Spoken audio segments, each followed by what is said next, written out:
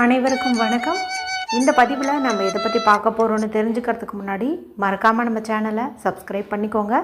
பக்கத்தில் இருக்கிற பெல் பட்டனையும் கிளிக் பண்ணிவிட்டு ஆளுங்கிற ஆப்ஷன் கொடுத்துட்டிங்கன்னா நான் போடுற வீடியோக்கள் எல்லாமே மிஸ் ஆகாமல் நோட்டிஃபிகேஷனில் வந்துடும். இந்த பதிவு மிக மிக முக்கியமான பதிவு, அனைவரும் தெரிந்து கொள்ள வேண்டிய ஒரு பதிவு அப்படின்னே சொல்லலாம். என்ன இன்றைக்கி நமக்கு அப்படிப்பட்ட அற்புதமான ஒரு நாளாக அமைஞ்சிருக்குது. இன்று மார்ச் மாதத்தின் 2ஆம் தேதி, மாசி மாதத்தின் 18ஆம் தேதி, நிறைஞ்ச திங்கட்கிழமை.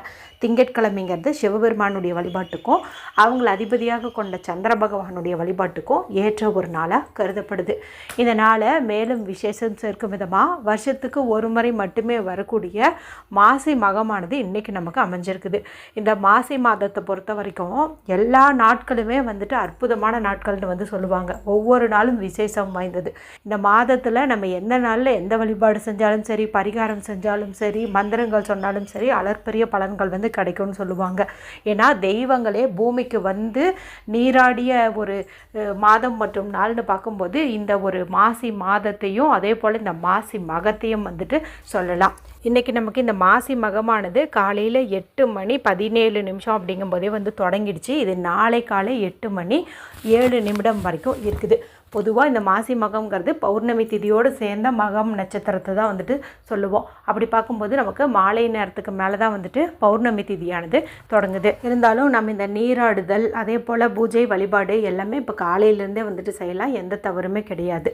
ஏற்கனவே நம்மளுடைய சேனலில் இந்த மாசி மகத்தை முன்னிட்டு இப்போ கும்பகோணம் குளத்தில் குளித்தோம்னா எந்த அளவுக்கு பலன் கிடைக்குமோ அதே அளவு பலன் கிடைப்பதற்கு வீட்டிலேயே ஒரு சில பொருட்களை சேர்த்து குளிக்கும் தண்ணீரில் கலந்து குளிங்கன்னு சொல்லி நேற்றே வீடியோ போட்டிருந்தேன். அந்த ஒரு குளியல் முறையை நீங்கள் இன்று இரவுக்குள்ளார எப்போ எடுத்துக்கிட்டிங்கனாலுமே உங்களுக்கு அற்புதமான பலன் அப்படிங்கிறது கிடைக்கும். அது மட்டும் இல்லாமல் இன்று இரவு ஒரு குறிப்பிட்ட 1 மணி நேரம், அந்த 1 மணி நேரத்தில் ஒரு 2 இலை சொல்லியிருப்பேன். அந்த 2 இலையில் ஏதாவது ஒரு இலை கிடச்சிச்சினாலும் அந்த இலையில் நீங்கள் தீபம் ஏற்றும் போது நல்ல ஒரு வளமான வாழ்க்கை நமக்கு அமையும் அப்படின்னே சொல்லலாம். அது மட்டும் இல்லாமல் இந்த நாளில் பக்கத்தில் இருக்கிற அம்மன் கோவிலுக்கோ அல்லது குலதெய்வம் கோயிலுக்கோ ஒரு குறிப்பிட்ட பொருட்களை நம்ம வாங்கி கொடுப்பதன் மூலமாகவும் நம்ம வம்சத்துக்கே கோடீஸ்வர யோகம் உண்டாகும்னு சொல்லியும் ஒரு பதிவு போட்டிருக்கிறேன். அடுத்தது இன்றைக்கி முடிஞ்ச அளவுக்கு காலையில் வெறும் வயிற்றில் அல்லது இரவுக்குள்ளார சொல்ல வேண்டிய ஒரு வரி மந்திரம் குறித்தும் ஒரு வீடியோ போட்டிருக்கிறேன். இன்றைக்கி நீங்கள் அசைவம் எதுவும் சாப்பிடல அப்படிங்கும்போது எந்த நேரத்தில் வேணாலும் அந்த மந்திரத்தை சொல்லலாம். இவை எல்லாத்தையும் விட இன்னொரு முக்கியமான பதிவு போட்டிருக்கிறேன். என்னென்னு பார்த்தீங்கன்னா, மாசி மாதத்தில் தாலிக்கயிறு மாற்றி கட்டிக்கிட்டாவே தீர்க்க சொங்கல் யோகம் கிட்டும்னு சொல்லுவோம் இல்லையா? அதன்படி பார்க்கும்போது மாசி மகம் அன்று மாற்றிக்கிறதுங்கிறது நல்லது. அந்த மாசி மகம்ங்கிறது இன்றைக்கி நமக்கு இருக்குது. இருந்தாலும் பார்த்திங்கன்னா இந்த மரண யோகம் அப்படிங்கிறது இருக்குது. மரண யோகத்தில் தாலிக்கயிறு மாற்றக்கூடாது, சரிங்களா? அப்படி இருக்கிறவங்க இந்த மாசி மகத்தில் எந்த நேரத்தில் மாற்றிக்கிட்டோம்னா நமக்கு நல்ல பலன்கள் கிடைக்கும் என்பது குறித்தும் ஒரு வீடியோ போட்டிருக்கிறேன். அதனுடைய லிங்க்கு கண்டிப்பாக எண்டு ஸ்க்ரீனில் கொடுக்குறேன். பார்க்காதவங்க பார்த்து தெரிஞ்சு வச்சுக்கிட்டு தாலிக்கயிறு மாத்திர ஐடியா இருந்ததுன்னா அந்த டைமில் மாற்றிக்கோங்க. சரி, இப்போ இந்த பதிவை தொடர்ந்து பார்க்கலாம். இப்போ நான் சொல்ல போகிறது பார்த்திங்கன்னா ஒரு எளிமையான பரிகாரம், ஆனால் அற்புதமான பலன் தரக்கூடிய பரிகாரம். இதை செய்யறதுக்கு எந்த ஒரு ரூல்ஸ் அண்ட் ரெஸ்ட்ரிக்ஷன்ஸுமே கிடையாது. இரவுக்குள்ளார எப்போ வேணாலும் செய்யலாம். ஆண்கள் பெண்கள் யார் வேணுமானாலும் செய்யலாம். பீரியட்ஸ் டைம்லேயும் செய்யலாம், பிறப்பிறப்பு தீட்டு இருந்தாலும் செய்யலாம், எந்த மதத்தை சார்ந்தவங்களாக இருந்தாலும் செய்யலாம். நைட்டுக்குள்ளே செஞ்சிட்டிங்க அப்படின்னாவே போதுமானதாக இருக்கும். நடுவில் நமக்கு ராகு காலம் யமகண்டம் வரும், அதை மட்டும் நீங்கள் ஸ்கிப் பண்ணிவிடுங்க. ராகு காலம் இப்போ காலையில் நமக்கு முடிஞ்சிடுச்சு. யமகண்டம் மட்டும் 10 to 12 இருக்குது, அதை மட்டும் நீங்கள் ஸ்கிப் பண்ணிட்டீங்க அப்படின்னா போதும். சரி, இது எப்படி செய்யணும், தேவையான பொருள் என்னென்னு பார்த்துடலாம். இதுக்கு நமக்கு பித்தளை, காப்பர் அல்லது வெள்ளியில் ஏதாவது ஒரு சொம்பு வச்சுருந்தீங்க அப்படின்னா அந்த சொம்பு எடுத்துக்கோங்க.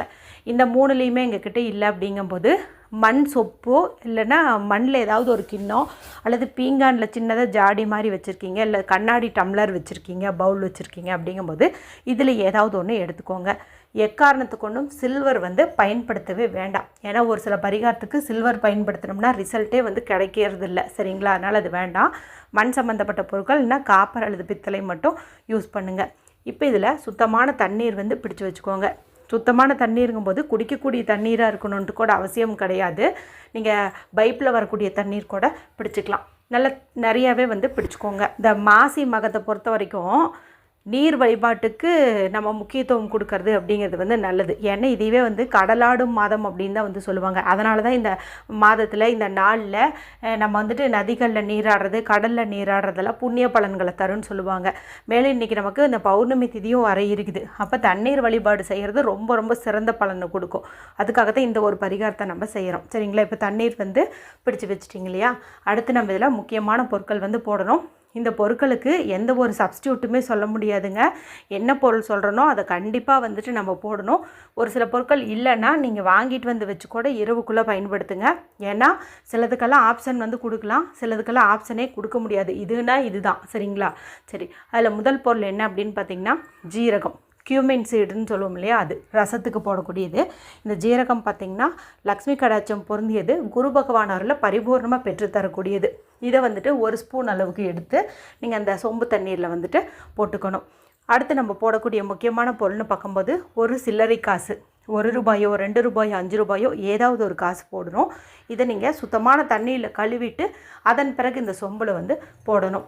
அடுத்து ஒரு முக்கியமான பொருள், அது என்னன்னு பார்த்திங்கன்னா பச்சை கற்பூரம். இந்த பச்சை கற்பூரம் இல்லைனாலும் நீங்கள் வாங்கிட்டு வந்து வச்சாவது இந்த தண்ணியில் வந்து சேர்த்துங்க. ஏன்னா இது நல்ல ஒரு பணவசியத்தை கொடுக்கறதோட மட்டும் இல்லாமல் வீட்டில் அதிகப்படியான நேர்மறை ஆற்றலை வந்து கொடுக்கும். கணவன் மனைவி ஒற்றுமை, அதே போல் பணம் தொடர்பான பிரச்சனைகளுக்கு நல்ல ஒரு சொல்யூஷன் கொடுப்பதற்கும் இது வந்து உதவும். அடுத்து தேவையானதுன்னு பார்த்திங்கன்னா மஞ்சள் தூள் வந்து தேவைப்படுது. இந்த மஞ்சள் தூள் குரு பகவானுடைய அம்சம் பொருந்தியது. கஸ்தூரி மஞ்சள் வீட்டில் இருந்துச்சுன்னா அதுக்கு முன்னுரிமை கொடுங்க. அது இல்லைங்கும் போது சமையலறையில் பயன்படுத்துகிறதையே எடுத்துக்கோங்க. இப்போ நான் சொன்னேன் இல்லையா, சொம்பு தண்ணீரும் மற்ற பொருட்களும் இதெல்லாம் வந்து நீங்கள் எடுத்துகிட்டு வந்து வச்சுக்கோங்க. வச்சுட்டு ஹால்லேயோ பூஜை அறையிலையோ வடக்கு பக்கம், வடக்கு திசை பார்த்த மாதிரி உட்காந்துட்டு அதன் பிறகு ஒன்று இந்த தண்ணீரில் வந்துட்டு நீங்கள் போடுங்க. இப்போ போட்டாச்சு. அடுத்தது என்ன பூக்கள் கிடைக்குதோ அந்த பூக்களை இந்த தண்ணீரில் வந்துட்டு நீங்கள் போட்டு விடுங்க. ரோஜா, மல்லிகை எது கிடைச்சாலும் சரி அதை வந்துட்டு இந்த தண்ணீரில் நீங்கள் போடுங்க. அதே போல் பூக்கள் கொஞ்சம் நிறையாவே கிடச்சிச்சின்னா அதை நூலால் கட்டி இந்த சொம்புனுடைய அந்த வெளிப்புறத்தில் அந்த கழுத்து பகுதி இருக்குது இல்லையா, அங்கே கூட நீங்கள் வந்துட்டு சுற்றி விடலாம். சொம்புக்கு நீங்கள் மஞ்சள் குங்குமம் வந்து இட்டுக்கோங்க. இப்போ பார்க்கும்போதே பார்த்திங்கன்னா இது ரொம்ப ரொம்ப மங்களகரமாக வந்துட்டு இருக்கும். சரிங்களா? இந்த மாதிரி வந்து ரெடி பண்ணி வச்சுக்கோங்க. அதன் பிறகு சுத்தமாக இருக்கக்கூடிய பெண்களாக இருந்தீங்கன்னா இதை கொண்டு போயிட்டு பூஜை அறையில் 1 நிமிஷம் வச்சு வழிபாடு வந்து செஞ்சுக்கோங்க. பக்கத்தில் ஒரு விளக்கேற்றி வச்சு வழிபாடு செய்கிறது சிறப்பு. இப்போ நீங்கள் இந்த தண்ணீரை வச்ச பிறகு இப்போ நான் ஸ்க்ரீனில் வந்துட்டு நவ நதிகளினுடைய பெயர் வந்து கொடுக்குறேன். அது ஒவ்வொன்றா சொல்லி இந்த தண்ணீரில் வந்து எழுந்தருள்க அப்படின்னு கூட நீங்கள் வந்து வேண்டிக்கிட்டு இந்த பரிகாரத்தை செய்கிறது இன்னும் அற்புதமான பலனை வந்து கொடுக்கும். இது அப்படியே வந்து இருக்கட்டும். பீரியட்ஸில் இருக்கிறவங்க இதை வடகிழக்கு மூலையில் வச்சுருங்க, அதாவது நார்த் ஈஸ்ட் கார்னரில் வச்சுருங்க. இது வந்து குபேர மூலை மற்றும் ஜல மூலைன்னு சொல்லுவோம். இங்கே வந்துட்டு வச்சுருங்க, ஒரு மூடி போட்டு நீங்கள் வச்சுருங்க. இரவு வரைக்கும் அப்படியே இருக்கட்டும். நாளைக்கு காலையில் நீங்கள் எழுந்ததும் குளித்து முடிச்சுட்டு, எப்படியுமே நாளைக்கு செவ்வாய்க்கிழமை, அது கூடவே நமக்கு மாசி பௌர்ணமியும் இருக்கிறதுனால நிலைவாசல்லாம் வந்துட்டு சுத்தம் பண்ணுவீங்க, வாசல் தெளித்து கோலம் போடுவீங்க இல்லையா, அந்த மாதிரி சமயத்தில் இந்த தண்ணீரை பயன்படுத்தி நீங்கள் வாசல் தெளித்து விடுங்க. அதே போல் நிலைவாசலுக்கு சுத்தம் பண்ணுறதுக்கு இதை பயன்படுத்திக்கோங்க. அதே போல் இதில் போட்ட அந்த பூக்களை பயன்படுத்தி வீடு முழுக்க இந்த தண்ணீரை வந்துட்டு நீங்கள் தெளித்து விடுங்க. எல்லா ரூம்லேயுமே வந்துட்டு நீங்கள் தெளித்து விடலாம். அது போட்டிருக்கிற காசை வந்து நீங்கள் எடுத்து பீரோவில் பணம் வைக்கக்கூடிய இடத்துல வந்து வச்சுக்கோங்க. இன்னும் மீதி தண்ணீர் இருக்குது அப்படிங்கும்போது உங்கள் வீட்டில் இருக்கக்கூடிய செடி கொடிகளுக்கு கூட வந்துட்டு நீங்கள் ஊற்றி விட்டுடலாம். அல்லது நீங்கள் முதல்லையே, அதாவது குளிக்கிறதுக்கு முன்னாடியே இந்த தண்ணீர் கொஞ்சம் எடுத்து வச்சுட்டு குளிக்கக்கூடிய தண்ணீரில் கூட இதை நீங்கள் கலந்து குளிச்சுட்டு மீதி தண்ணீரை இந்த நிலைவாசல் படி சுத்தம் பண்ணுறதுக்கு, வாசல் தெளிப்பதற்கெல்லாம் வந்துட்டு பயன்படுத்திக்கலாம். இது பார்த்திங்கன்னா அதிகப்படியான வருமானத்தை கொடுத்து கடன் பிரச்சனையை அறவே நீக்கும். வீட்டில் சுபகாரியங்கள் எல்லாம் தடையில்லாமல் நடப்பதற்கு உதவியாக இருக்கும். ஒரே வார்த்தையில் சொல்லணும்னா வாழ்க்கை அமோகமாக இருக்கும் அப்படின்னே சொல்லலாம். இரவுக்குள்ளே எல்லாருமே இந்த எளிமையான தண்ணீர் பரிகாரத்தை செஞ்சு பலனடையுங்க. வீடியோ பிடிச்சிருந்தால் மற்றவங்களோடையும் ஷேர் பண்ணுங்கள், லைக் பண்ணுங்கள். மற்றும் ஒரு பயனுள்ள பதிவில் உங்களை சந்திக்கிறேன். நன்றி, வணக்கம்.